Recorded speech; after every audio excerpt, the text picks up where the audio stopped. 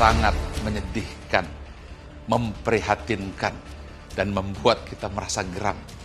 Bagaimana mungkin seorang anak yang usianya 19 tahun bisa tersenyum di depan kamera setelah membunuh ibunya sendiri dengan tusukan pisau di wajah dan leher ibunda yang melahirkannya.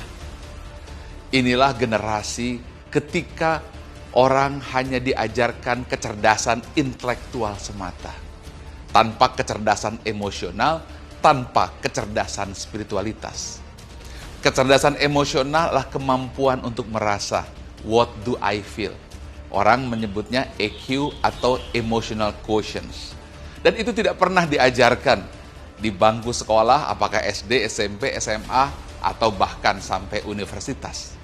Apalagi kecerdasan spiritualitas. Kecerdasan spiritualitas atau SQ atau spiritual quotient atau spiritual intelligence, itulah kemampuan untuk mendengar hati nurani dan faham siapa jati diri dan suara hati fitrah yang terdalam atau who am I. Kita terbiasa mengabaikan emosi, terbiasa mengabaikan hati nurani, sambil berkata bahwa emosi dan hati tidak berpikir, tapi ini yang berpikir. Dan inilah yang terjadi. Seorang anak membunuh ibunya, 151 kali tusukan dan tersenyum di depan kamera. Mudah-mudahan ini pelajaran untuk kita semuanya. Bukan hanya di Indonesia, tetapi juga di Malaysia dan di seluruh dunia.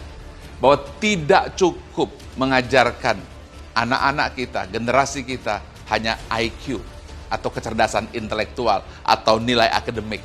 Yang itu sudah jelas, hanya berperan 10 hingga 20% saja keberhasilan.